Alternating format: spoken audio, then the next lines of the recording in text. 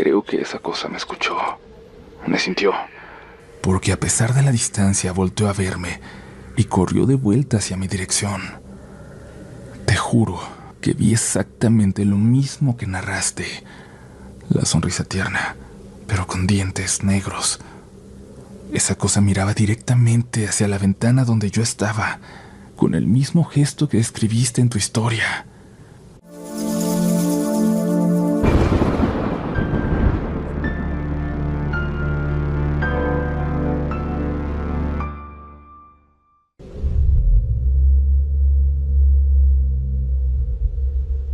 Muy buenas noches, comunidad. Les agradezco mucho por estar aquí de nueva cuenta en este espacio donde les tenemos preparadas, como siempre, algunas de las historias más impactantes que nos han llegado. Este es uno de esos episodios fuertes que quizás, a diferencia del anterior, por ejemplo, contiene historias muy difíciles de creer. Experiencias que probablemente para algunos parecen imposibles, pero recuerden que somos tan escépticos como nuestras experiencias propias nos lo permitan. Así que les deseo que si nunca han vivido un suceso paranormal, pues que siempre puedan seguir así, que puedan seguir con este tan saludable escepticismo. Que historias como las que vamos a escuchar a continuación siempre les parezcan lejanas, casi imposibles. Pero si no, si en algún momento tienen su propia experiencia, ya lo saben, aquí vamos a escucharla. Estaremos esperándolos con los brazos abiertos si en algún momento se convierten en protagonistas de relatos de la noche. Empezamos en 5, 4, 3, 2.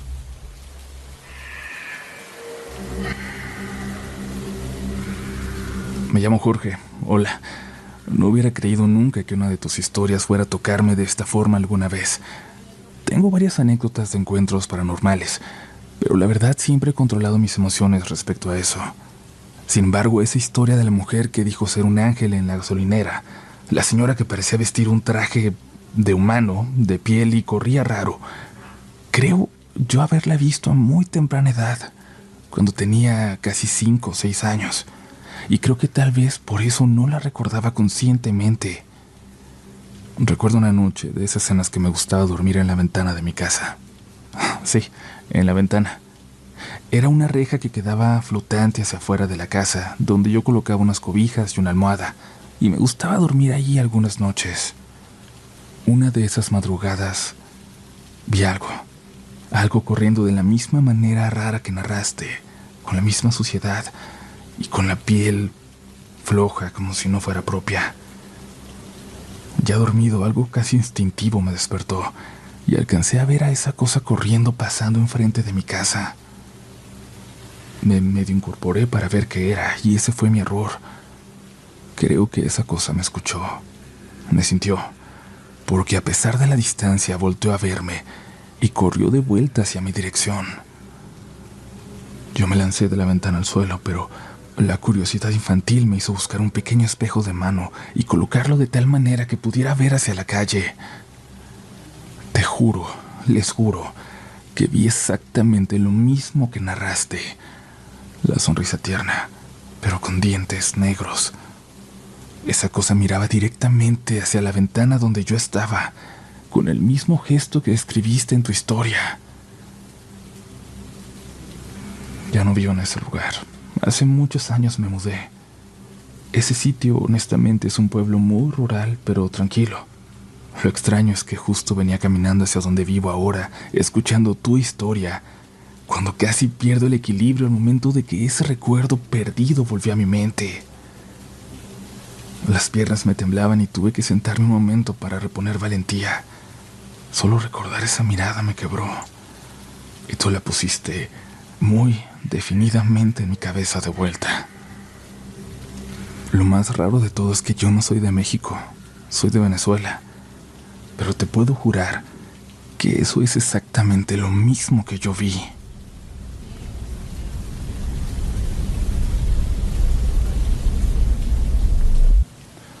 Hola, comunidad. Lo que estoy a punto de relatarles es algo confuso incluso para mí. Aún no logro comprenderlo del todo y aunque el tiempo ha pasado, me sigue resultando difícil procesarlo. Les pido por favor que esta historia permanezca en el anonimato. Los nombres, lugares y detalles no son precisos, y por mi seguridad prefiero mantenerlo así. Una vez que conozcan la historia van a entender por qué. Para empezar debo hablarles de mi hermana, Sofía, mi gemela. Éramos idénticas, tanto que a menudo nos divertíamos confundiendo a nuestros amigos, a los maestros, e incluso a nuestra propia madre alguna vez. Siempre estuvimos muy unidas, hasta que entramos a la preparatoria. Sofía, con su carácter extrovertido, nunca estaba sola, siempre rodeada de amigos, pretendientes y atenciones. Yo, en cambio, era lo opuesto, tímida, reservada y apenas con un par de amistades. Mientras ella destacaba y brillaba como una de las alumnas más queridas y populares, yo era más bien invisible, objeto de burlas y de constante bullying. Con el tiempo la relación entre nosotras comenzó a resquebrajarse. Tal vez la grieta más profunda se abrió el día que descubrí a Sofía leyendo mi diario secreto, aquel donde confesaba mis inseguridades y sobre todo mi enamoramiento por un chico de la escuela, uno popular. Poco después, ella inició una relación con él. No fue el noviazgo lo que me dolió, sino la traición. Que lo hiciera sabiendo lo que yo sentía, casi como si hubiera querido herirme deliberadamente. Les cuento esto para que entiendan que nuestra unión ya estaba fracturada y que Sofía empezaba a convertirse en alguien diferente. Fue en el último año de preparatoria cuando noté los cambios más inquietantes. Sofía empezó a relacionarse con personas mayores, no adultos, sino chicos que parecían ir ya a la universidad, ajenos a nuestro entorno escolar. No era raro verla salir con ellos, inventando excusas para mamá, trabajos en equipo, salidas al cine, excusas que mi madre no cuestionaba, pues al ser madre soltera tenía que trabajar todo el día y eso dificultaba que supiera lo que estaba pasando con nosotras. Y yo tampoco nunca se lo dije. Ya tenía bastantes problemas con mi gemela y delatarla era uno más. Además, yo suponía que quizás solo se iba de fiesta con ellos, que en su rebeldía tenía amistades de más edad. En la escuela seguía siendo la chica alegre y popular, pero en casa se volvió cada vez más distante y hermética. Una tarde, al regresar de la casa de una amiga, escuché a mi madre discutiendo acaloradamente con Sofía. Subí las escaleras y lo que vi me asustó. En el piso había una tabla ouija, velas negras, sal esparcida, un libro que parecía como de ocultismo y otros objetos que no reconocí. Eran cosas que mamá había encontrado escondidas en su ropero. La confrontaba muy enojada exigiendo una explicación. Sofía, con una mirada de odio que jamás olvidaré, respondió con voz firme que ella era el elemento. Sí, así lo dijo, mirándola con desprecio. Nunca lo vas a entender. Yo soy el elemento. Y después de que dijo eso me señaló, y con una voz extraña, más grave de lo habitual, añadió: soy el elemento, pero ella es la que me ata aquí. Si ella no existiera, todo sería diferente. Mi mamá, desconcertada, reaccionó de la única manera que pudo. Le dio una cachetada y le gritó que estaba castigada. Por mucho tiempo me cuestioné por qué mi madre no dijo nada más. ¿Por qué no le preguntó a Sofía a qué se refería y solo se limitó a prohibirle salir con amigos? Le quitó todos los permisos y le ordenó que, desde ese día, quería verla en casa inmediatamente después de la escuela. Lejos de mejorar la situación, aquello solo pareció empeorarla. La actitud de Sofía se volvió aún más inquietante, cada vez más reservada, más distante. Me miraba con desdén. Se dirigía a mí con burla o con un sarcasmo que hería, como si yo hubiera hecho algo para provocarla. En la escuela, mientras tanto, Sofía seguía reuniéndose con aquella gente mayor y desconocida. A veces se escapaba en medio de las clases para irse con ellos y regresaba justo a la hora de la salida, como si supiera que debía ser muy cuidadosa en caso de que mamá apareciera a buscarla. Así transcurrió lo que quedaba de la preparatoria. Sofía se fue alejando más y más, no solo de mí, sino también de nuestra madre. Las pocas veces que hablaba conmigo lo hacía sarcásticamente y solía ser muy grosera. La mayor parte del tiempo simplemente me ignoraba. Cuando llegó el momento de elegir universidad, nos anunció a la familia que se iría a estudiar a otro estado con una beca completa. Dijo que había aplicado por su cuenta, que no quería compartirlo con nosotras y que la habían aceptado. Le dio a mi mamá una carta oficial, firmada, sellada por la institución, y con eso, un mes después, partió de casa. Mentiría si dijera que no me dolió su partida, porque aunque a veces parecía odiarme, yo la seguía viendo como lo que siempre había sido, mi reflejo, mi mitad, una parte de mi alma. No comprendía cómo podía resultarle tan sencillo borrarme de su vida, tratarme como si fuera la peste. Yo en cambio me quedé en nuestra ciudad e ingresé a una universidad pública para estudiar veterinaria. Siempre me habían fascinado los animales, y cuando vi que me habían aceptado me sentí inmensamente feliz. Era un sueño de infancia, uno que alguna vez compartí con Sofía, pero que ahora, convertido en realidad, me pesaba como un recuerdo triste. Luego de que Sofía se fue, el contacto con ella prácticamente desapareció.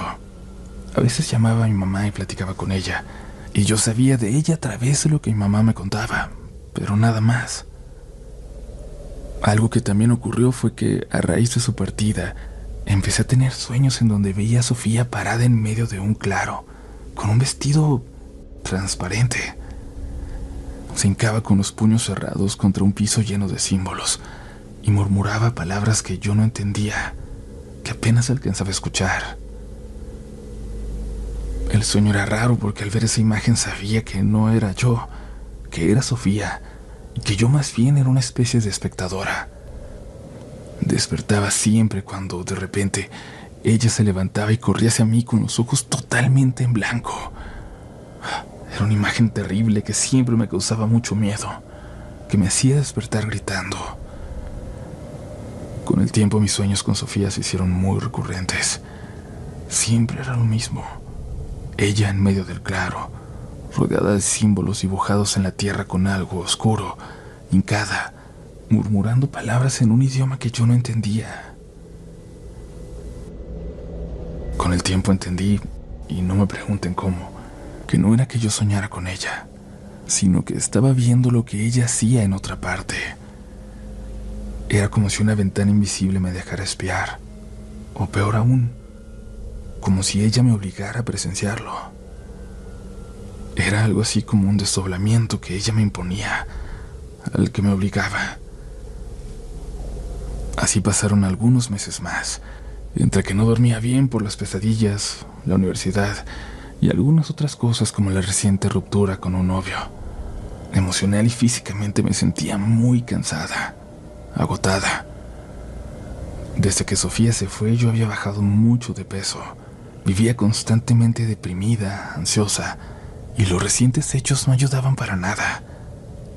Y aquí, comunidad, es donde para mí comenzó la verdadera pesadilla. El día del accidente lo recuerdo bien, bastante bien. Había salido tarde de la universidad, llovía y la avenida estaba vacía.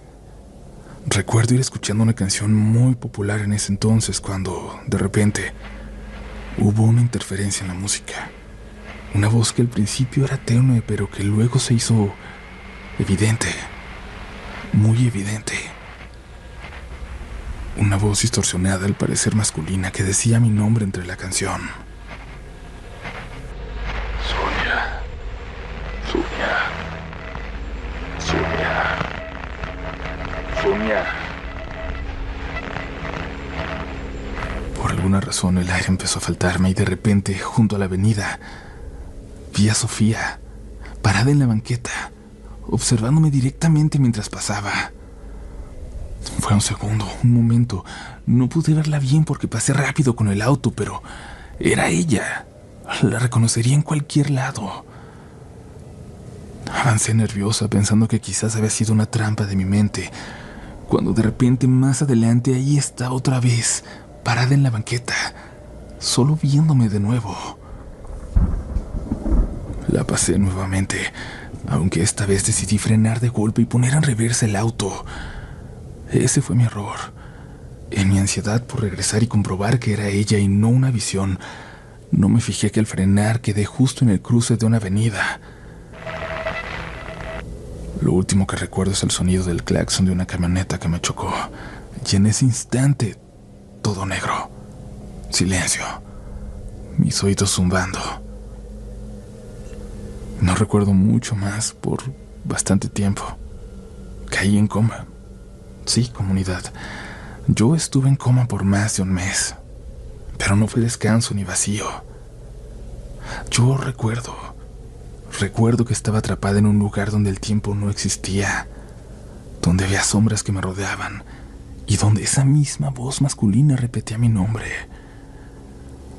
Dentro del tiempo que estuve en coma seguía teniendo visiones donde observaba a mi gemela presidir rituales, alzando cuchillos, rodeada de velas negras y cánticos.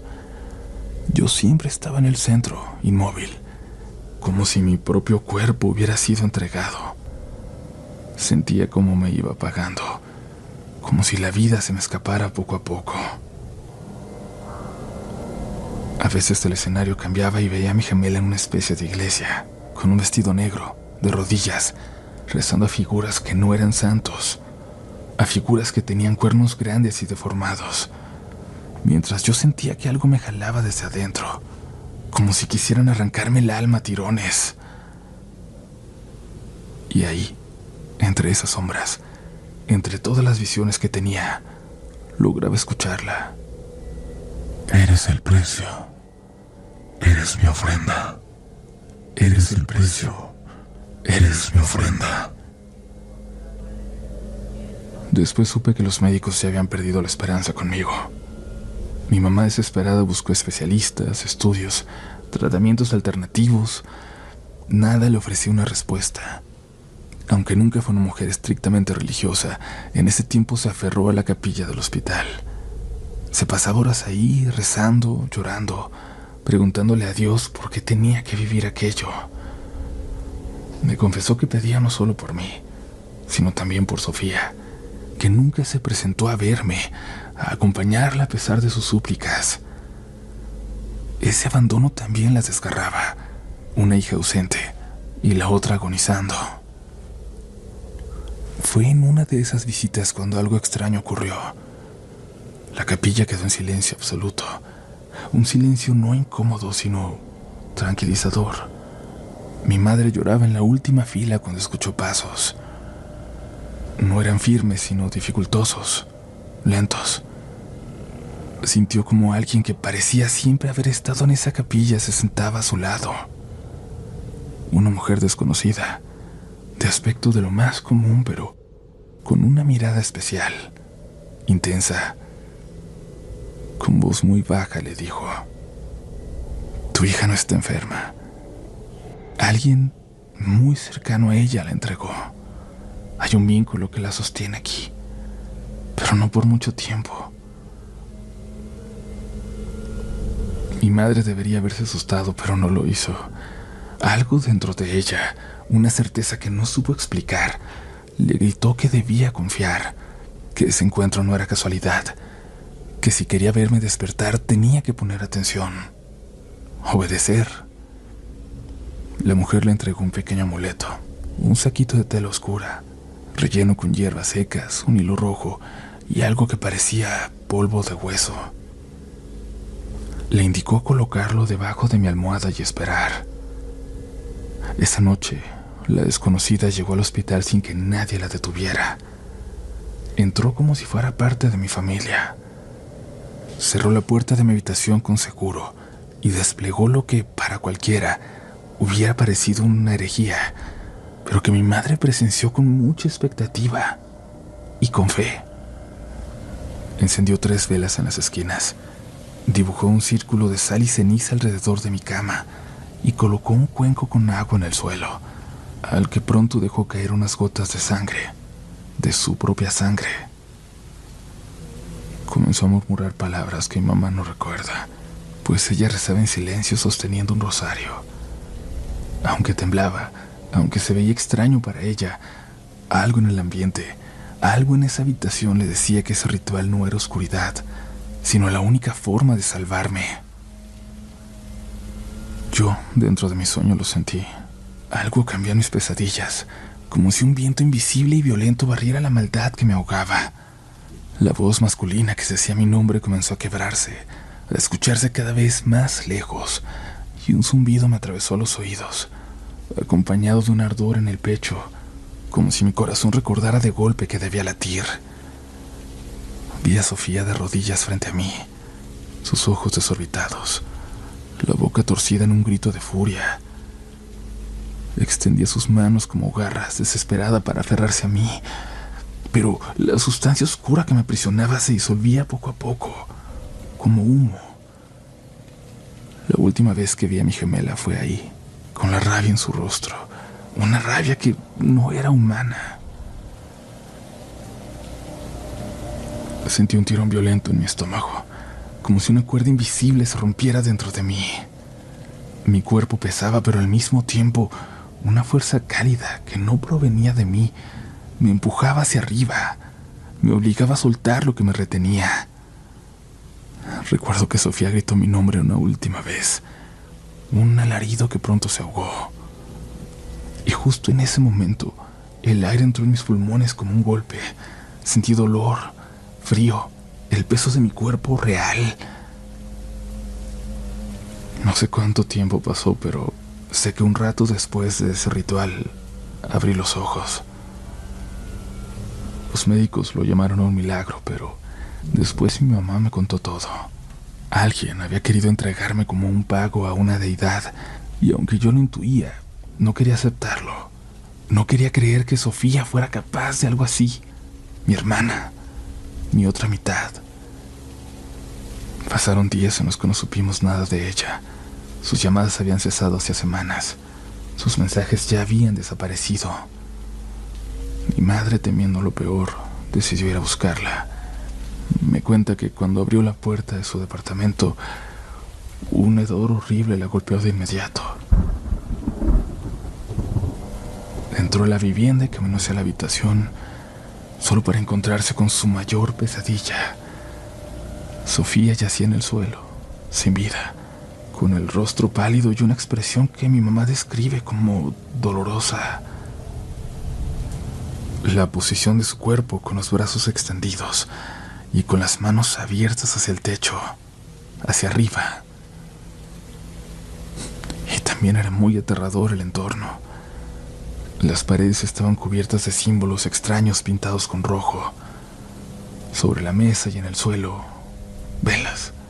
Muchas velas negras y rojas consumidas hasta casi desaparecer.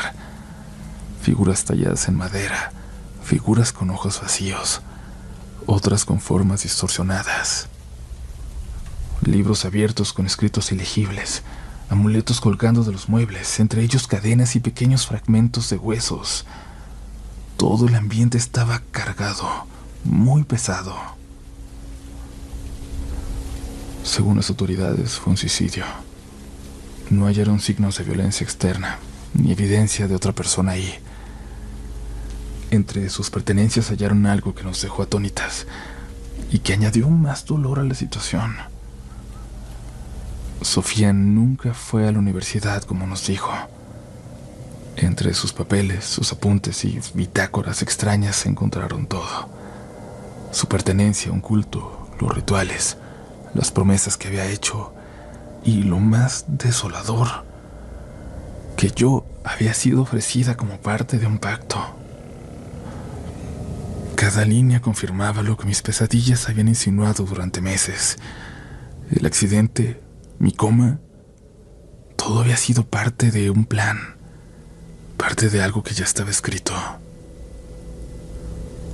Ese día comprendí con un terror absoluto que no solo había perdido a mi hermana, también habíamos descubierto quién era, de qué era capaz. Sofía no era solo mi reflejo, mi gemela. Era alguien que había entregado su propia sangre, su propia familia, a fuerzas que no podían comprenderse ni enfrentarse. Y aunque yo, gracias a Dios, estoy viva, su sombra, lo que queda de ese pacto oscuro, aún flota cerca de mí.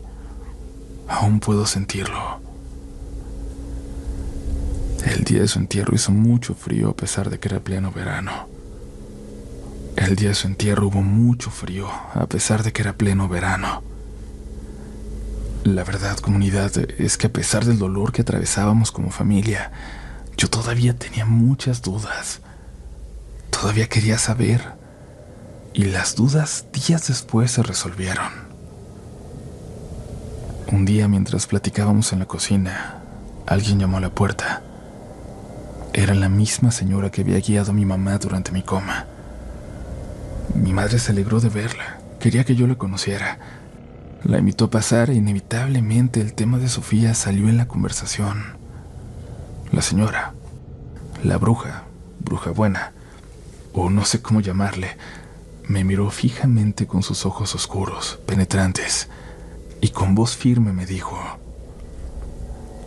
tu hermana, Sofía, era la que debía entregarte como ofrenda.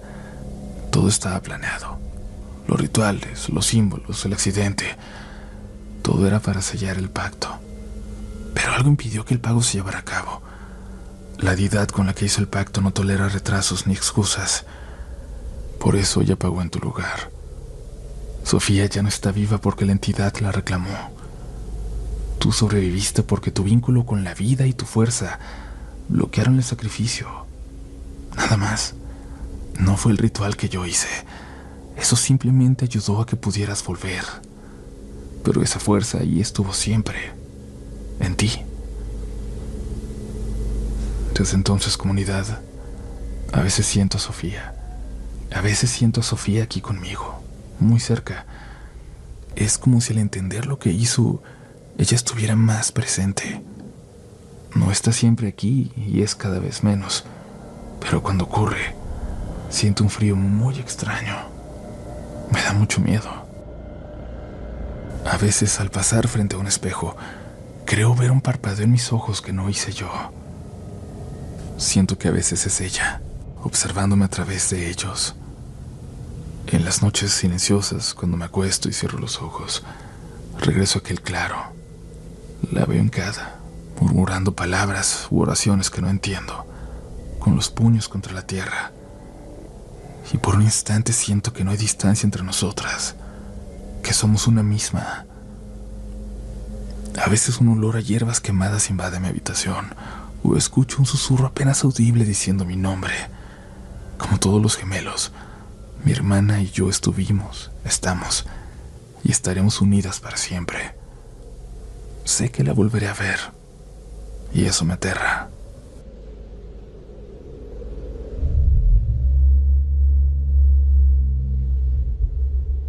Gracias por haber llegado hasta este punto.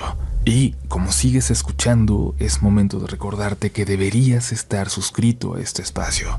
Si estás llegando a esta parte del episodio, deberías, sin lugar a dudas, volverte parte de esta comunidad. Es totalmente gratis suscribirte, nos ayudas mucho y nunca te vas a volver a perder un episodio de Relatos de la Noche. En la descripción te vamos a dejar también todos los enlaces necesarios por si quieres visitar nuestra página, enviarnos tu historia, seguir nuestras redes sociales o comprar alguno de los libros que todavía quedan.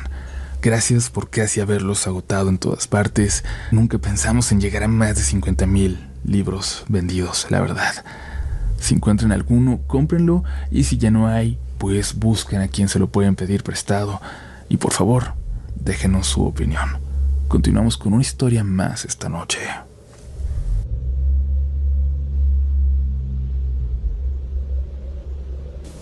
Buenas noches, Uriel. Buenas noches, comunidad.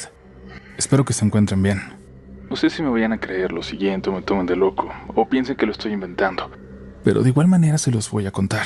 En especial para que otros jóvenes no cometan el error que yo cometí. Les cuento, vivo en Jalisco. Mi nombre es Andrés y cuando tenía 15 años era un joven muy escéptico. No creía en nada paranormal, ni en fantasmas, ni en apariciones, y mucho menos en que el juego de la Ouija fuera una manera de comunicarse con el más allá. Pero entonces mis amigos, mis mejores amigos, Marcos y Juan, ambos de mi misma edad, eran muy creyentes en todo eso y siempre estaban contando historias. Decían que teníamos que investigar lugares y que algún día encontraríamos un embrujado o tendríamos un contacto y que de esa manera nos convertiríamos en los investigadores de lo paranormal más famosos de México. Yo, como siempre, en todo, le seguía la corriente para no hacerlo sentir mal, pero en mi interior creía que estaba perdiendo el tiempo. En fin, una noche Juan llegó al lugar donde nos juntábamos y nos mostró algo que había conseguido. Era una tabla de la Ouija. Confieso que al verla sentí un escalofrío muy raro, pero intenté no darle más importancia de la que tenía. Como les he mencionado, yo no creía en eso. Juan insistió en que deberíamos jugarla, pero en un lugar donde de verdad hubiera espíritus. En ese momento no nos quiso decir qué lugar sería, solo dijo que consiguiéramos unas veladoras. En Jalisco, específicamente en Guadalajara, existe un mercado donde venden todo lo relacionado con el ocultismo, adoración a la Santa Muerte, lectura de cartas, etc. ¿Qué mejor lugar para conseguir unas veladoras, no? Claro, podíamos comprarlas en cualquier tienda, pero queríamos que fuera algo más cercano a lo paranormal, según nuestro pensamiento. Al día siguiente, muy temprano, Marcos y yo fuimos a dicho mercado para comprarlas. Fue ahí donde pasó la primera cosa extraña de esta historia. Al momento de entrar, una señora mayor que pedía limosna en la entrada, cuando pasamos junto a ella y le dimos una moneda, me dijo: no jueguen con esas cosas, no jueguen con lo que no conocen, se pueden arrepentir. El escalofrío que sentí al ver la tabla regresó, pero mi único pensamiento fue: vieja loca. Me di la vuelta para alcanzar a Marcos, compramos las veladoras y al salir del mercado ya no vi a la señora. Llegó la tarde. Esperamos a Juan, que llegó puntual, y nos dijo que íbamos a ir al panteón de Mezquitán. Inmediatamente respondí: ¿estás loco? Al panteón de Mezquitán. ¿En serio estás loco? Y él rápidamente con voz burlona me contestó: ¿a poco tienes miedo? ¿No que tú no crees en nada de esto? Da igual a dónde vayamos, ¿no?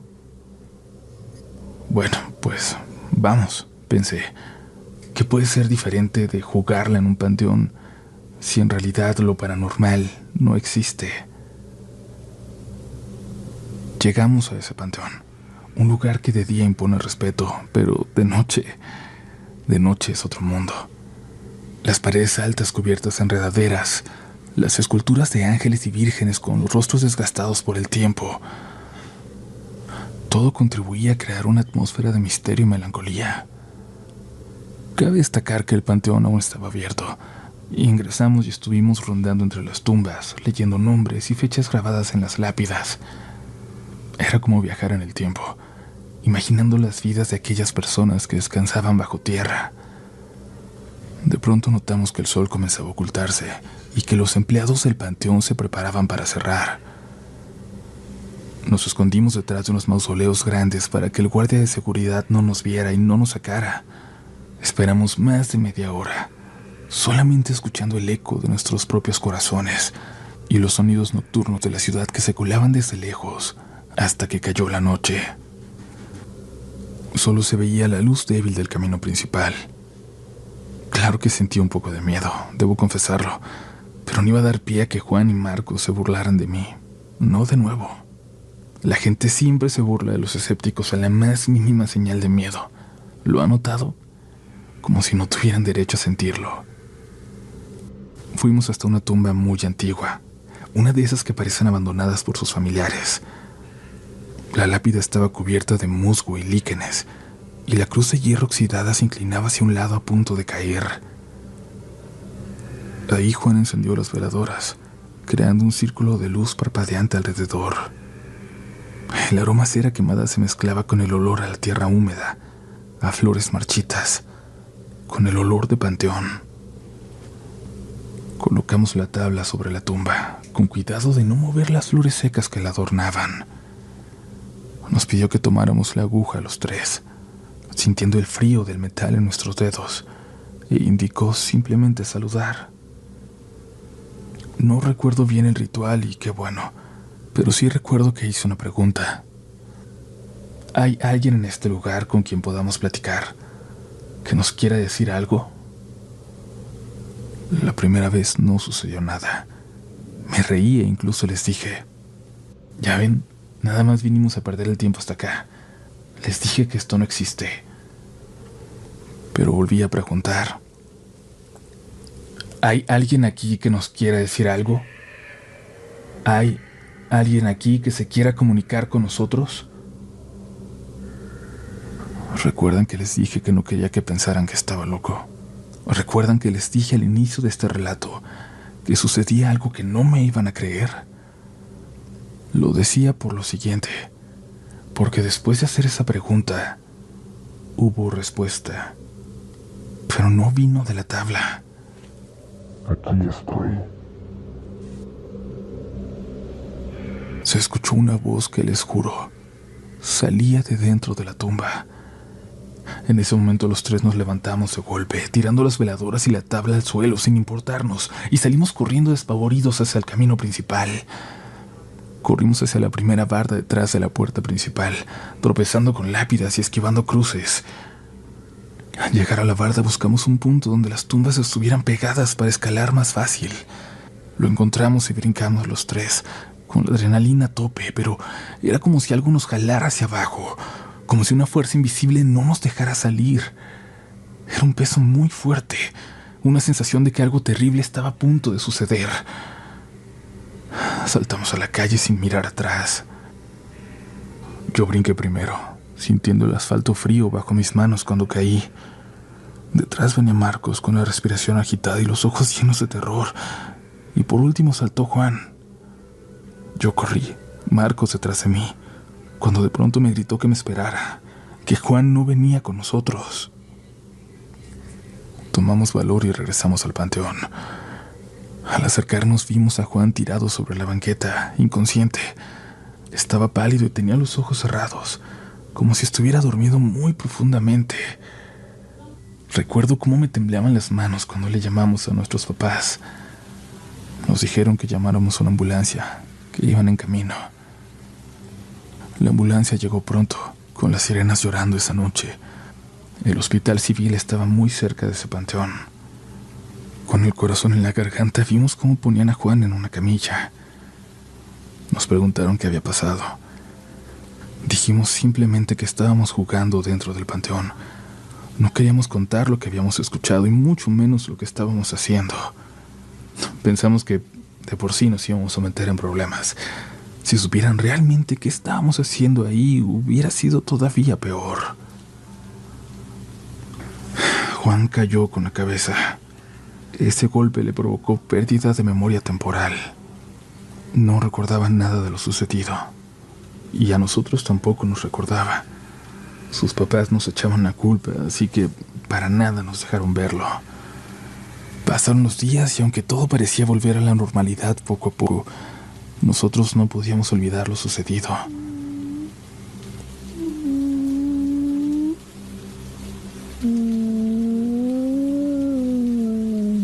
Una noche comencé a escuchar un llanto en la sala de mi casa. Era extraño porque estaba solo. Pensé que tal vez alguien había llegado, que algo malo había pasado. Salí rápido de mi cuarto y al entrar a la sala, vi muy claramente a una niña parada en medio. Una niña que se veía muy real. No tenía aspecto fantasmal a pesar de que su cabello le cubría la cara, a pesar de que tenía puesto un camisón. Aún así, mi primera impresión fue de que era real, hasta que puse atención, hasta que vi que había algo muy raro. Les juro que su ropa, solo su ropa, parecía flotar, como si estuviera debajo del agua. Me quedé congelado del pánico, porque simplemente verla provocaba terror. Cuando recuperé la movilidad y escuché que el llanto se estaba convirtiendo en una risa, corrí despavorido a mi cuarto. Cuando empezaba a calmarme, a relajarme un poco, sonó mi celular. Era Marcos. Estaba muy nervioso. Me dijo que había escuchado algo en la casa. Me dijo que en la oscuridad vio algo con toda claridad. Me describió a una niña escondida en su cuarto, primero llorando y luego burlándose de él. La describió exactamente como la misma niña que yo acababa de ver en mi casa. Desde entonces no dejamos de ver, de escuchar o de sentir cosas. Primero pasó con Marcos y conmigo, luego también con mi mamá, que vio a la niña, y después también se le apareció a mi hermana. Llegó un punto en que era tanto lo que ocurría, cosas que se caían solas, luces que se prendían y apagaban, focos que explotaban de la nada, risas, llantos, que tuvimos que contar lo que habíamos hecho esa noche. Tuvimos que confesarlo. Lo mismo estaba sucediendo en casa de Marcos. Su mamá comentó que algo se había venido con nosotros del panteón, algo que no era de este mundo ya, algo que no era de este mundo, y mucho menos bueno. No sé cómo le hizo, pero finalmente mi mamá contactó a una medium, quien nos dijo que no habíamos cerrado el portal que abrimos. En la Ouija debes despedirte, de lo contrario dejas un portal abierto para que cualquier cosa pase hacia acá, a este plano, entes que van a estar permanentemente atados a ti. Ella afirmó que un espíritu maligno nos había seguido, que se había enlazado con nosotros y nuestras familias. Nos dio amuletos y después también le dijimos a un padre que si podía ir a bendecir las casas. Ya pasaron 13 años desde aquello. Tras la visita de la medium y la bendición del sacerdote, la actividad disminuyó hasta casi desaparecer. Pero no sabemos si fue gracias a ellos, a los amuletos, o simplemente que nos acostumbramos a vivir con eso, a ignorar los detalles que nos asustan. No supimos más de Juan, solo que ya estaba mejor y que poco después su familia se mudó del barrio. Creemos que lo mismo estaba pasando en su casa, pero él jamás nos volvió a hablar cuando se recuperó, hasta la fecha. Lo único seguro es que nuestras vidas jamás volvieron a ser las mismas desde esa noche, desde eso que empezó como una travesura, con las ganas de tener de frente algo realmente paranormal. No sabemos cuándo ni cómo podremos deshacernos de eso que se pegó a nosotros en el panteón, de eso que fuimos a buscar. Si mi experiencia sirve como ejemplo para que otros no cometan el error que nosotros cometimos al jugar con lo que no conocemos, habré cumplido con contarla. Los escucho todas las noches. Desde hace mucho he oído tantas y tantas historias que antes hubiera atribuido a la imaginación. Me gustan las historias paranormales, pero es diferente una vez que ya has vivido algo. Se sienten mucho más cercanas, como estar dentro de una película de terror. Buenas noches, comunidad, y de nuevo, muchas gracias por escucharme.